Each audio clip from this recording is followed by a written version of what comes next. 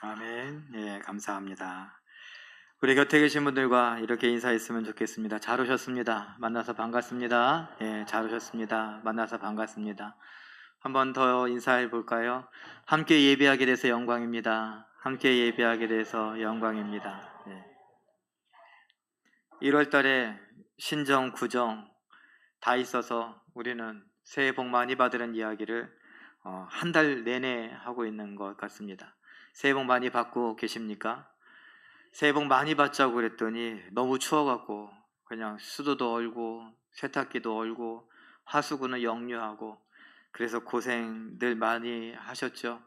안 하시기를 바라는 마음으로 기도를 했지만 또 그런 일들이 또 있어서 그런 일들 속에서도 우리 믿음만은 흔들리지 않았으면 좋겠습니다.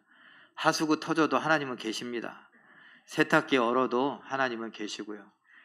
저도 많이 녹이고 얼고 이 에피소드가 끊이지 않는 교회. 그래서 저도 일주일 내내 집에서도 교회에서도 고생 좀 했네요.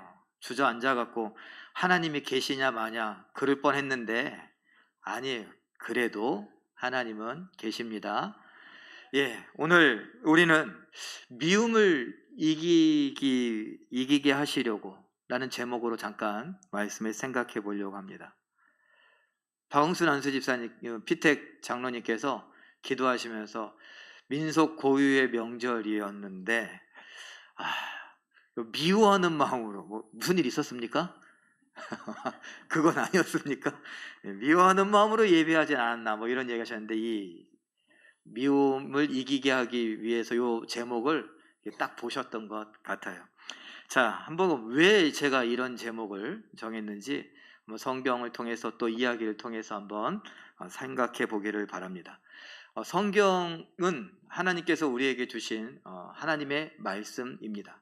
특별히 우리 성도들에게 이 말씀을 주시면서 세상에 정말 많은 일들이 있을 텐데 이 세상을 이 성경의 이야기에 있는 그 관점으로 세상을 봐라. 그렇게 말씀하시는 것처럼 여겨져요. 그래서 이것을 기독교 세계관이라고 말합니다. 그러니까 우리는 기독교인이고 또 우리는 성경을 믿고 있으니 우리는 성경적인 세계관 또는 기독교 세계관을 갖고 우리는 이 세상에 되어져 가는 일들을 바라봅니다. 근데 그 핵심적인 내용이 뭐냐? 제가 그림으로 표현해 보면 이래요. 창조, 하나님께서 천지를 창조하셨다. 나와 너를 창조하셨다. 이 이야기예요. 그랬는데 이 창조는 완전했었지만 타락이 있었다. 그래서 이 타락, 이것 때문에 하나님께서 구원을 하시기 위해서 계획하셨고 그 구원을 이루신다라는 것. 어쩌면 이 구원, 구속이라고 하는 것, 이것이 가장 중요하게 가장 핵심적인 내용입니다. 그런데 왜 구속이 있느냐? 봤죠? 타락 때문에 그렇다. 그럼 그 타락은 무엇이냐가 중요하죠. 에덴 동산에서 하나님께서 천지를 창조하셨을 때 그때 벌써 타락이 있었어요. 그 타락은 어디서부터 기원했느냐? 타락 천사라고 말하는 처소를 떠난 천사가 있었습니다. 그걸 우리는 잘 알고 있죠? 뭐라고 합니까? 마귀 사탄이라고 해요. 왜 처소를 떠났다라고 말하느냐? 그는 하나님을 찬양하는 피조물이에요. 하나님을 찬양해야 되는데 하나님을 찬양하다가 뭔가 좀 이상해요. 그래서 자기가 찬양을 받고 싶었습니다. 그 자리를 떠나서 찬양하는 자리를 떠나서 찬양받는 자리에 가고 싶었어요. 하나님과 같아지고 싶었다라는 겁니다. 이런 걸 우리는 교만이라고 말하죠. 그런데 하나님과 같아지려고 했던 이 마음이 잘못된 것이고 하나님으로부터 저주를 받아서 이제 그야말로 천사가 아닌 사탄이 되어버렸습니다. 자, 그래서 하나님께서 하나님의 형상과 하나님의 모양으로 사람을 만드시고 심히 좋았더라 라고 하는 이 말에 굉장히 배가 아팠습니다. 그리고 자기가 못다 이룬 꿈을 사람을 통해서 이루어 보고 싶었습니다. 그래서 사람을 유혹했죠. 야, 하나님께서 왜 선악을 알게 하는 나무의 열매를 먹지 말라 하셨는지 아냐? 먹으면 죽는데. 아니야. 거짓말이야. 왜냐하면 하나님과 똑같아지기 때문이야. 그래? 요거예요. 하나님과 똑같아지고 싶었던 존재가 누구예요? 바로 자기 자신 사탄이에요. 그런데 자기가 못다 이룬 꿈을 지금 사람들에게 전가시켜서 그들을 통해 이루어 보고자 하는 것입니다. 그 사람이 가만 보니 와 진짜 지혜롭게 할 만큼 먹음직도 하고 보암직도 하고 너무너무 좋아 보여서 이제는 그 선악을 알게 하는 나무의 열매를 먹지 않으면 안 될 정도가 되었습니다. 자, 그리고 이제 그것을 먹게 되는데 이게 문제예요. 왜요? 이게 교만이거든요. 하나님께서 뭐라 그러셨어요? 먹지 말라 명령하셨는데 왜 내가 먹으면 안 돼? 라는 거예요. 나도 먹을 자격이 있어. 나도 먹을 수 있고 안 먹을 수 있고 내 마음이지 뭐. 이렇게 됐던 것입니다. 하나님이 창조자고 내가 피조물이라는 사실을 잊어버렸습니다. 하나님은 말씀하시는 분이고 나는 그 말씀을 들어야 되는 존재임을 잊어버렸습니다. 이것이 교만이에요. 그 죄라고 하는 것이 뭐 별거 아닙니다. 하나님의 말씀을 듣지 않는 것이 죄예요. 이거 어떤 것과 똑같냐면요, 우리 부모님들과 우리 자녀들, 특별히 사춘기의 자녀들, 이 관계하고 좀 비슷해요. 뭐냐? 부모님들은 야 너는 내 아들이고 내 딸이니까, 내가 배 아파서 낳았으니까, 내 자식이니까, 내 자녀이니까 뭐 해야 된다고요? 부모인 내 말을 들어야지, 당연하게 생각합니다. 그런데 자녀들 특별히 사춘기쯤 되면은 내가 왜 이렇게 되는 거죠. 왜 내가 엄마 말을 아빠 말을 무조건 들어야 돼? 나도 어른이야. 근데 이게 절정에 이르는 게 사춘기지만 조금 더 구체적으로 막 심하게 부딪히는 건가? 결혼과 관련해서 결혼하려고 이제 내 남자친구에 대해서, 내 여자친구에 대해서 너무너무 좋다고 막 얘기하는데 부모 마음에 썩 들지 않아요. 부모가 내세운 조건과 맞지 않아요. 그럼 어떻게 돼요? 이제 그때 싸워요. 뭐 한다 그래요? 나가. 이제는 다시 보지 말자. 너하고 나하고 남남이다. 호적에서 파버리겠다. 뭐 별의별 얘기 협박 다 해요. 그때 자녀가 왜 내 인생인데, 왜 내가 사랑하는 사람인데 왜? 그러면서 부딪히죠. 똑같아요. 우리는 부모님들과 자녀 이야기로 했지만 하나님 앞에는 절대로 그래서는 안 되는 거였는데 아담이 꼭 그랬습니다. 나도 먹을 수 있고 안 먹을 수 있지 뭐. 이게 교만이었던 것이고 그 교만의 뿌리에서 나온 것이 불순종이었습니다. 그리고 그것이 죄요 타락입니다. 그리고 그 결과가 무엇이냐? 로마서 6장 23절에 보니 읽어봅니다. 시작. 죄의 삭은 사망이다. 죄의 삭은 사망이에요. 죄의 열매는 사망이다. 죄의 결과, 죄의 대가는 사망이라는 거예요. 그 사망이라고 하는 건 도대체 무엇이냐?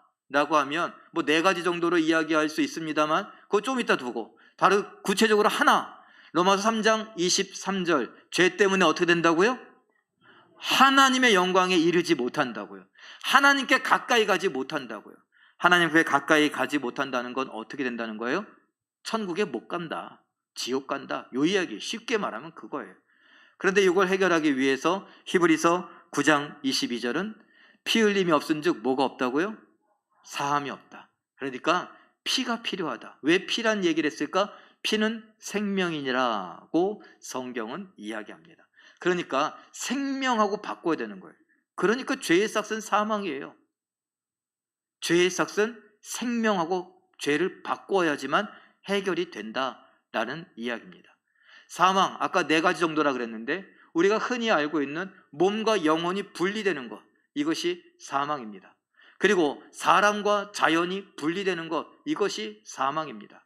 또 하나님과 내가 분리되는 것, 이것이 사망입니다. 그래서 지난주에 원로 목사님께서는 뭐라고 말씀하셨어요? 영이 죽었다라고 말씀하셨죠. 하나님으로부터 떨어진 영은 죽은 영입니다. 그리고 하나님과 떨어지고 하나님의 영광에 이르지 못하니 어디에 갈 수 없다고요? 천국에 갈 수 없어요. 그러니 천국과 분리가 된 것, 이것이 죽음입니다. 여러분, 이렇게 사망, 죽음이 우리에게 들어와서 우리를 계속 사망 권세에 둡니다. 우리가 이 땅을 힘들게 살아가는 거, 너무 힘들고 괴로워서 지옥 같다고 말하는 거, 그거 아무것도 아니에요. 함부로 말할 것도 아닙니다. 지옥은 그거에 비할 것이 아니거든요. 여러분이 상상할 수 있는 가장 잔인한 곳, 가장 끔찍한 것, 그것이 일상이 되어버린 것이 지옥입니다. 너무나 끔찍하고 너무나 무섭고 너무나 두렵고 너무나 괴롭고 너무나 아프고 너무나 치가 떨리는 곳, 그것이 지옥입니다. 그걸 다 합한 것보다 더한 곳이 지옥이라는 사실입니다. 거기에서 우리를 건져내는 것이 구원인데, 하나님께서는 이 타락의 결과 사망이 이 세상을 집어삼킨 것에 대하여 구원의 계획을 세우십니다. 그림으로 표현하면 이래요. 창세기 3장 15절 읽어볼까요? 시작. 여자의 후손은 내 머리를 상하게 할 것이요. 그래서 이것이 구약 성경 첫 번째 성경인 창세기에 나와요. 그리고 구약은 이 창세기부터 시작해서 말라기까지 총 39권에 걸쳐서 계속해서 구원을 위해 오리라. 누가 오리라? 예수 그리스도가 오리라 하고 계속해서 약속을 하고 있습니다. 이것을 또 그림으로 이렇게 표현할 수 있어요. 구속, 구원과 관련하여서 역사를 통해서 계속된 약속이 있었죠. 그리고 우리는 봤습니다. 마태복음 1장에서는 무슨 이야기를 해요? 족보 이야기를 하면서 다윗이라고 하는 사람을 자꾸 생각나게 했습니다. 다윗의 직업은 뭐였어요? 직분은 뭐였어요? 왕이었죠. 다윗 왕의 후손으로 왕이 올 것이다 라는 생각을 기대를 하게 했습니다. 그리고 누가복음 1장에서는 수태고지 임신하여 아이를 낳을 것이다 라고 하는 것을 알려주는 가브리엘 천사로 통해서 하나님은 어떤 분이라고요? 전능하신 분이다. 그러니 그 전능하신 하나님을 신뢰하라. 예수 그리스도를 보내실 수 있다. 예수 그리스도를 보내서 너희를 그 사망 권세로부터 건져내어 구원할 수 있다. 지옥에서 천국으로 옮길 수 있다. 이 이야기를 하시는 것입니다. 그리고 우리가 지금 보는 이런 예수님의 나심과 관련해서 이것은 이미 하나님의 구원이 성취되고 있음을 우리에게 증명해 주고 있지요. 자, 그런데 요거는 예수님의 나심에 대한 우리들의 입장이지만, 그럼 하늘에서는 어땠을까요? 누가 온다고요? 구원을 위해 누가 온다고요? 예수님. 그럼 예수님은 하나님과 어떤 관계입니까? 하나님의 아들이라고 그러죠. 그런데 우리는 믿습니다. 뭘 믿느냐? 성부 하나님, 성자 예수님, 성령님께서 어떻다고요? 삼위일체라고요. 이분들은요, 의자를 놓으면은 하나님의 의자가 가장 가운데 높고 예수님이 그 다음이고 그 다음에 성령님이 이렇게 의자 크기가 다른 것이 아니에요. 똑같은 의자에 그냥 마주보고 앉아 계십니다. 일체신이 우리가 상상하면 그래요. 그러니 똑같은 의자, 동등합니다. 그 동등한 의자에 앉아 계시는 예수님께서 그 의자에서 잠깐 엉덩이를 떼시고 일어나더니 하나님 앞에 가서 무릎을 꿇습니다. 이것이 자기를 비운다는 이야기입니다. 빌립보서 2장 7절 8절 말씀 읽어보죠. 시작. 그는 근본 하나님의 본체시나 하나님과 동등됨을 취할 것으로 여기지 아니하시고 오히려 자기를 비워 종의 형체를 가지사 사람들과 같이 되셨고. 아멘. 동등됨을 취할 것으로. 동등하신 분은 예수님밖에 없어요. 하나님과 동등하신 분은 예수님밖에 없어요. 아까 한 말대로 내가 왜? 라고 말할 수 있는 분, 자격이 있는 분, 권리가 있는 분은 예수님밖에 없습니다. 내가 먹을 수도 있고 먹지 않을 수도 있지 라고 말할 수 있는 존재는 예수님밖에 없어요. 그런데 하나님께서 에덴 동산에서 예수님과 눈이 마주칩니다. 언제? 아담이 하와를 데리고 선악을 알게 하는 나무의 열매를 먹고 숨었을 때 그때 눈이 마주칩니다. 그러면서 서로 끄떡끄떡거립니다. 뭐예요? 하나님의 구원의 계획. 여자의 후손이 뱀의 후손, 원수가 되어 그들을 완전히 상하게 할 것이라는 것을 끄떡끄떡하고 알게 된다. 하나님이 생각하시고 계획하시는데 예수님이 눈 마주침과 동시에 동의하십니다.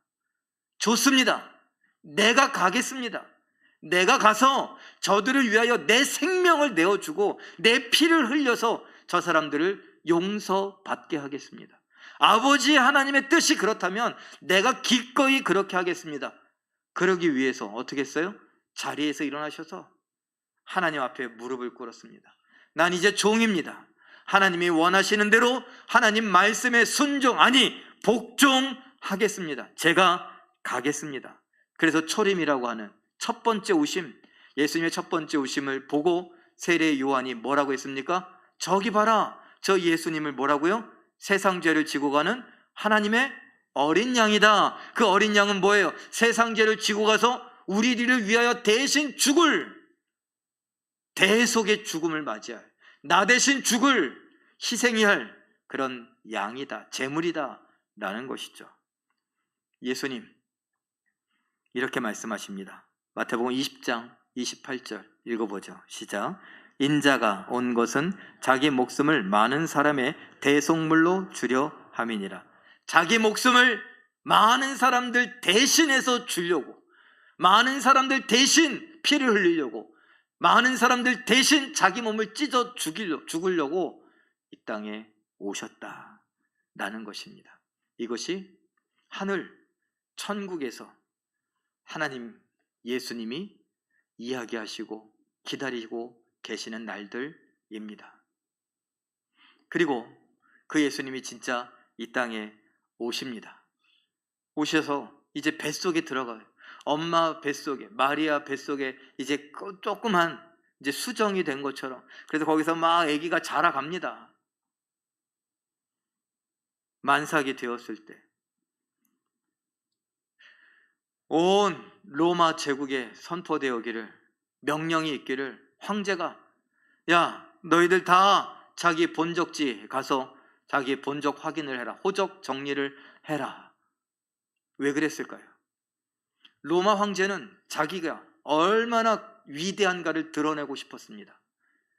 얼마나 영토가 넓은지, 이 영토 안에 몇 나라 몇 족속들이 있는지, 그리고 도대체 몇 명의 사람들이 있는지, 내가 신과 같이 높여지는 이때에 나의 이 힘이 얼마나 강력한지를 세상에 보이고 싶었던 것입니다. 왕들이라면 그럽니다. 우리가 잘 알고 있는 왕, 조금 전에 제가 서두에도 이야기했던 다윗이라고 하는 그 왕도 평안했을 때 뭘 했습니까? 인구조사했습니다. 그때 요압 장군이 직감적으로 알았습니다. 다윗이 교만해졌구나. 이 눈꺼풀이 벗겼어요. 눈동자가 바뀐 겁니다. 그래서 뭐라 그랬어요? 다윗을 좋아하지도 않던 이 요압이 뭐라고 말했냐면, 왕이시여, 왜 하나님께서 원치 않은 일을 하십니까?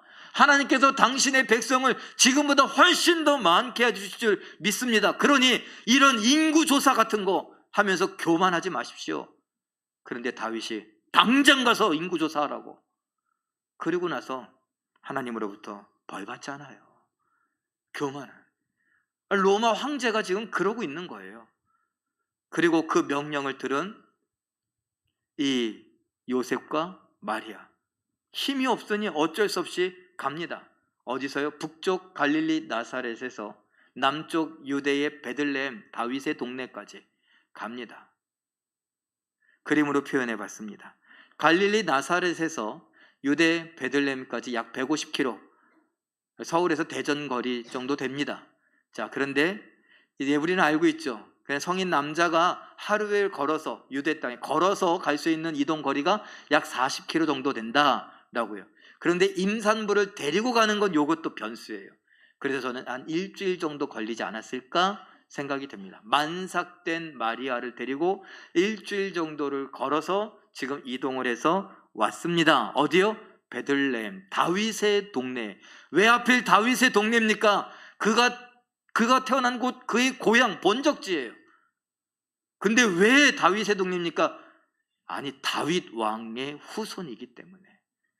다윗 왕의 후손으로 이 땅에 온 것을 약속을 지키기 위해서 베들레헴 가야 합니다. 성경은 그렇고 또 로마 제국의 황제는 그렇고 이런 이유들이 모여서 지금 마리아는 고생해서 지금 이 베들레헴까지 왔습니다. 그러면 엄마 마리아가 고생했으면 뱃속의 아기는 어땠을까요? 뱃속의 애도 고생이죠. 똑같이 고생이에요. 그럼 이 예수님은 뱃속에서부터 고생을 한 겁니다. 심리적으로도. 왜? 처녀가 임신을 해서 배가 불러온 거, 이거 심리적으로 뭐 편안하겠습니까? 죄송해요. 우리들 중에도 특별히 우리 결혼하신 분들 초반에 임신했을 때, 이제 임신한 거를 알게 됐을 때, 그때 어떻게 해요? 그래도 배가 좀 불러 나오는 거, 배를 좀 그래도 덜 나오게 하려고 좀 이렇게 감춰요. 잘 몰랐을 때는 복대도 하고 막 그러기도 해요. 또 직장에서 일하시는 분들도 그거 감추려고 이야기해도 될까 모르겠네. 우리 지휘자님 임신하셨어요. 그래서 이제 아기 날 때 됐는데 몰랐어. 왜? 날씬해 갖고. 몇 개월 됐어요? 5개월? 근데 왜 이렇게 날씬해요? 처음에 우리 지휘자님도 왜 지휘하는데 이게 좀 방해가 될까봐, 또 사람들도 걱정하고 그럴까봐 좀 이렇게 감추려고 그래 애를 좀 쓰신 것 같아. 결혼했으면 당연한 게 그럴 수 있는 건데. 그런데 이 마리아는요, 아니에요. 처녀란 말이에요. 처녀. 심지어 자기는 너무나 억울해. 남자를 알지도 못하는데 약혼까지 했고, 이것도 잘못하면은 자기 돌에 맞아 죽을 수도 있는 이런 심리적 이런 압박감, 어떡할까요? 요셉이야 그렇다 쳐요. 만나는 사람마다 어떻게 해야 돼요? 설명해야 돼요. 이게 누가 믿어주냐고요, 이거를. 그런 상황들입니다. 그리고 지금 150km를 여행을 해서 만삭인 이 아내가 지금 방을 구해서 뭐 해도 이제 막 통증이 오기 시작했어요. 이 집 저 집을 다 다녀봐도 들여보내주지 않아요. 그 당시에 여러분 지금처럼 여행객들이 많아갖고 무슨 숙박시설이 발달되고 호텔도 있고 뭐 여인숙이 많고 여관이 많고, 여관으로 번역됐지만 학자들은 말합니다. 사실 여관으로 번역된 걸 오늘 우리가 이해하기 쉽게 하기 위해서 여관이라고 그랬지, 그 당시엔 여관이 없었다, 이렇게 말하기도 합니다. 그럼 뭐예요? 각자 자기 집에 있는데 호적정리라도 외부의 사람들이 많이 오니까 그 방을 좀 빌려줘서 좀 머물 수 있게 해주었던 거죠. 그런데 사람들이 뭐라 그래요? 당신을 위한 방은 없습니다. 왜? 꽉 찼다는 것이에요. 누가복음 2장 7절 읽어봅니다. 시작. 첫 아들을 낳아 강보로 싸서 구유, 마국간, 외양간에 뉘었으니 이는 여관에 있을 곳이 없음이로라. 구유, 그럼 말구유 그러죠? 소 여물통이에요. 그런데 이것을 번역해 보면은 외양간도 됩니다. 우리는 소 잃고 뭐 고친다고요? 외양간 고친다. 그 외양간에 뭐가 살아요? 소가 살아요. 그러니 이 구유라고 번역된 이것은 소여물통이라고 번역할 수 있어요. 소여물통이 어디에 있습니까? 소가 자는 외양간에 있죠. 지금 요셉과 마리아는 하다가 다 거절당해서 어디까지 갔어요? 그러면 이 바람이라도 피할 수 있는 이곳에 소외양간에 소여물통에 지금 자기 옷을 깔고 그 아이가 똑바로 일자로 되게 하기 위해서 들고 다녔던 그 강보로 그 아이를 쌓아서 거기에 놨습니다. 냄새는요, 저도 가끔 수련회 때문에 지방에 가고 막 그런 일들이 있으면 가다가 운전하고 갑니다. 가다가 축사가 보여요. 축사라 그러죠. 옛날에는 외양간이라고 그러는데 지금 소들이 많으니까 그냥 아예 축사라 그래요. 거기에서 막 지나갈 때쯤 되면은 아주 구수한 냄새가 나죠. 그래갖고 창문을 다 내리고 구수한 냄새, 고향의 냄새 이러시는 분 혹시 있습니까? 대부분 창문 빨리 올려. 왜요? 똥 냄새가 나니까. 소똥 냄새. 여러분, 지금 아이가, 예수님이 갓난아기로 태어났는데 첫 번째로 맡은 냄새는 소똥 냄새입니다. 똥 냄새를 처음 맡았어요. 여러분 중에 여러분의 손주들을 그렇게 하실 분이 누가 있습니까? 여러분 중에 제가 아기를 낳았는데 그런 데서 아기를 낳고 싶어 할 분이 누가 있겠습니까? 그런데 예수님은 그랬습니다. 태어나면서 이 세상에 하나님 제가 갔다 오겠습니다. 그리고 하나님 보좌 앞에 무릎을 꿇고 머리를 숙이고 이제부터는 제가 아들이 아니라 종이 되어서 하나님 말씀, 하나님의 뜻에 순종하여 복종하여 제가 세상에 가서 저들을 위하여 죽겠습니다. 그 첫 단추가 뭡니까? 처녀에게 잉태되는 것이고 그 처녀가 아이를 낳았는데 마구간에 소외양간에 태어나서 그 여물통에 누이는 것, 그것이 첫 단추입니다. 생각해 보시라고요. 만약에 로마 황제가 지금 베들레헴에 왔다, 빈 방이 없었겠습니까? 황제가 왔다는데 군대가 와서 집을 다 비우게 할 수도 있고, 아니면 잘 보이려고 어떻게 해요?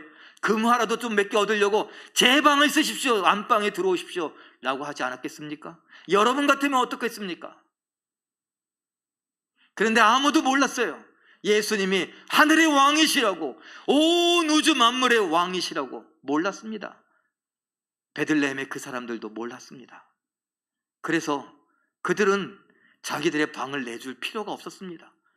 우리 집 방이 2칸 있었는데 지금 손님들을 받았으니까 당신들을 받을 방이 없습니다 라고요. 단순히 그랬을까요? 단순히 방이 없어서 그랬을까요? 성경은 그렇게 말하지 않습니다. 요한복음 1장 10절 11절 괄호안까지 읽어보죠. 시작.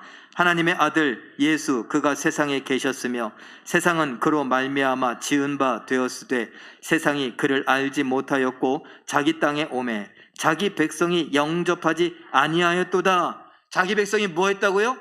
영접하지 않았다라는 겁니다. 알아보지도 않고 영접도 않았다. 다른 말로 환영하지 않았다.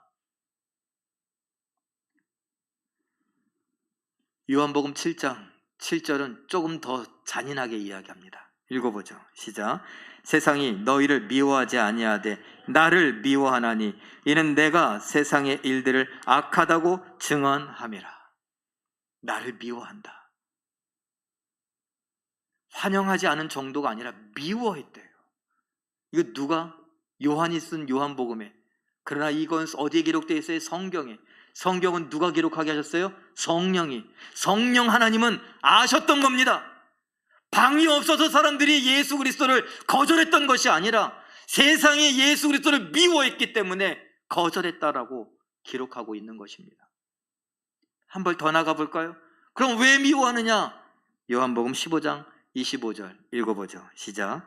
이는 그들의 율법에 기록된 바 그들이 이유 없이 나를 미워하였다 한 말을 응하게 하려 함이라. 뭐 때문에 미워했다고요? 이유 없어요. 여러분 지금도 학교폭력, 학폭이라고 하죠. 참 심각합니다. 우리 아이들이 학교에 가서 정말 견뎌주는 것만 해도 대단한 것입니다. 그런데 제가 이야기를 들어보기도 하고 또 드라마나 영화를 보면서도 학폭에 관한 것들을 보니 가슴이 찢어져요. 어떤 애가 괴롭힘을 당해요. 막 이 괴롭힘을 당하는 게 막 정말 끔찍할 정도로 괴롭힘을 당해요. 그 아이는 학교를 가는 게 아니라 그야말로 지옥으로 가는 거예요. 매일 지옥에 가서 괴롭힘 당하러 학교를 갑니다. 왜요? 엄마 아빠가 학교 가라고 하니까. 왜요? 엄마 아빠 말을 들어야 착한 아이니까. 착한 아이로 살아남기 위해서 자기가 견딜 수 있을 만큼 학교에 가는데 매일같이 괴롭힘을 당합니다. 어느 날 묻습니다. 날 왜 이렇게 괴롭히냐고. 근데 아이가 대답합니다. 왜냐고? 그냥.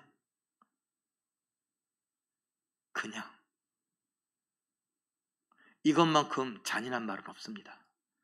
미워하는데 그냥 이래요. 이유가 없대요. 내가 어떻게 할 수가 없어요. 공부를 못해서? 그러면 공부를 잘하면 되죠. 운동을 못해서? 운동을 잘하려고 연습하면 되죠. 뭘 못해서? 그럼 뭘 하면 되죠. 그런데 이유가 없어요. 그냥. 이건 절망이에요.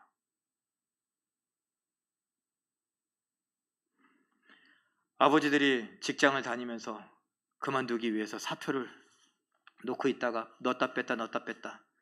요즘 세대는 넣었다 뺐다 하지도 않아요. 넣고 다니지도 않아요. 그냥 바로 메일 보내고 그냥 가버려요. 근데 옛날 어르신들은 그랬어요.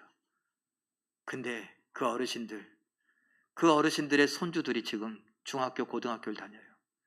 그 학생들은 이유 없이 괴롭힘 당할 수도 있습니다. 어쩌면 이유 없이 괴롭히는 아이에게 속하 있을 수도 있죠. 그냥 믿어주는 거죠. 교회를 다니고 예수를 믿으니까 설마. 예수님이 지금 그 입장입니다. 아무 이유 없이 세상이 미워해요. 황제가 미워해요? 아니요. 이스라엘 사람들이 미워해요? 아니요. 세상이 미워해요. 세상이. 이걸 제가 이렇게 정리해 봤어요. 빈방 없습니다. 이 말은 무슨 말과 같느냐? 읽어보죠. 다음 시작. 당신에게 내 마음을 양보할 생각이 없습니다. 그 다음도 읽어봅니다. 시작. 예수의 도움이 필요 없습니다. 내가 하겠습니다. 그리고 그 다음 무엇은? 예수님께서 십자가에 못 박히셨을 때 네가 만약 하나님이고 네가 만약 구원자라면 십자가에서 내려와 봐라. 내가 믿어줄게. 조롱하고 비아냥거리고 예수를 십자가에 못 박아 죽입니다. 이것이 세상이 예수를 미워한다는 이야기입니다. 세상을 미워하는 그 미움을 아기 때부터, 태어나는 순간부터 예수는 당하셨다라는 것입니다. 그리고 오늘 예수님은 우리에게 물으십니다. 광진아, 너는 미움이 생길 때, 미워하는 마음이 생길 때 너는 어떡하니? 여러분, 우리는 하나님에 대해서 상상하는 것이 허락된 사람들입니다. 왜냐하면 하나님께서 그러지 않으심에도 불구하고 그런 것처럼 우리의 입장에 대어서 우리에게 설명을 해주시니까. 성경이 그렇습니다. 세상 사람들이 많은 신들을 섬기니까 세상에 신들이 있는 것처럼 성경에 너희들이 신들에 대한 이야기들을 합니다. 우리가 신을 믿으니까. 또 우리가 아버지와 자녀와의 관계에 대해서 이야기를 하니까 하나님은 나는 너희의 아버지다 이런 말씀을 하시면서 아버지에 대해서 상상해 보라고. 나는 너희의 목자다 그러면서 목자에 대해서 상상해 보라고. 나는 너의 남편이다. 남편에 대해서 상상해 보라고. 그렇게 이야기하십니다. 하나님께서 진짜 목자입니까? 그 천국은 푸른 풀밭, 쉴만한 물가가 펼쳐져 있고 하나님은 지팡이 들고 다니는 목동이고 목자입니까? 그럼 우리는 부활해서 천국에 가면 다 양으로 뛰어다닙니까? 아니잖아요. 비유잖아요. 상상하라는 거예요. 자, 오늘 상상해 보세요. 이렇게 하나님 앞에서 비장한 각오를 하고 사랑으로 똘똘 뭉친 마음을 갖고 세상에 왔는데 뭐하러? 대신 죽으러 왔는데 그 태어나는 순간부터 세상이 거절하고 미워했다라는 것을 알아차렸을 때 어땠을까요? 하나님의 마음은 어땠을까요? 예수님의 마음은 어땠을까요? 여러분이라면 어떻게 하시겠습니까? 그만하자. 집어쳐. 다 필요 없네. 하나님, 내가 와보니까 이거 말이 안 돼요. 말이 안 돼. 이 사람들은요 진짜 자격이 없어요. 어쩜 이럴 수가. 내가 이제 뭐 하지도 않았어요. 내가 태어나는 순간부터 나를 거절하더라고요. 와, 진짜 답이 없어요. 그냥 끝장내시죠. 새 출발하죠. 하나님, 옛날에 내가 봤어요. 모세에게 다 죽이고 새로 시작하자고 그런 적 있죠? 하나님께서 그랬지. 모세보다 내가 낫지 않습니까? 난 죄가 없는데, 모세는 죄가 있는데, 모세는 피조물인데, 나는 창조자인데, 모세는 사람이고 나는 하나님인데 하나님과 동급이니까 나로 다시 시작하죠. 우리 이 세상 가망 없어요. 이 사람들 진짜 그야말로 배은망덕해요. 그래야 되는 거 아니냐고요. 나를 미워하는데 아무 이유 없이 미워하는 그들에 대하여 하나님이 그 미워하는 세상을 이처럼 사랑하사 독생자를 주셨으니, 예수 그리스도를 대신하여 죽도록 내주셨으니, 이는 저를 믿는 자마다 누구든지 상관하지 않고 영생을 얻게 하려 함이라. 멸망하지 않고 지옥에 가지 않고 구원받아 영생을 얻게 하려 함이라. 요한복음 6장 38절 말씀 읽어봅니다. 시작. 내가 하늘에서 내려온 것은 내 뜻을 행하려 함이 아니요 나를 보내시니 하나님 아버지의 뜻을 행하려 함이니라. 누가 한 말이에요? 예수님께서 하신 말씀이세요. 예수님은요, 소 여물통에 누워 있을 때, 사람들이 자기를 미워할 때, 자기를 무시할 때, 자기를 배척할 때, 방 하나 내주지 않을 때, 예수님은 내 기분 같아서는 이것들을 다 죽일 수도 있겠지만 하나님의 뜻을 위하여 내가 사랑한다. 잠언은 말합니다. 성을 지키는 것보다 마음을 지키는 것이 더 큰 일이고 힘들고 어렵고 위대하다고요. 그 마음 사랑으로 채우시겠습니까? 미움으로 채우시겠습니까? 살다 보면 누군가가 밉습니다. 이상하게 미운 짓을 합니다. 또 예수님처럼 나를 이유 없이 미워하는 사람들도 있습니다. 그래서 나도 밉습니다. 화가 납니다. 억울하고 답답하고 뭔가 해줘야 될 것 같고 갚아주고 복수해줘야 될 것 같습니다. 세상은 복수하라고 말합니다. 세상은 갚아주라고 말합니다. 그러나 하나님은 사랑하라고 말씀하십니다. 오늘 누가복음 2장에 예수님이 태어나시는 그 장면 속에서 하나님은 너는 이 글을 어떻게 읽느냐? 예수가 태어난 게 뭐? 예수가 베들레헴에 호적 정리하러 가서 거기 말구유에 구유에 누인 것이 뭐? 너는 그것에 대해서 어떤 생각들을 하니? 우리가 꽁트 아니 성극 이런 거라면서 빈방 없습니다. 많이 했었죠, 제일교회도. 그런데 그것이 미움이라고. 미움을 받았던 당사자인 예수님은 어떻게 행하셨는지에 대해 생각해 본 적 있습니까? 예수님은 우리에게 이 글을 읽을 때마다 내가 너희를 용서하기 위하여 구원하기 위하여 이 땅에 왔는데 미움에 대하여 어떻게 행동하는지 보고 배우길 바란다.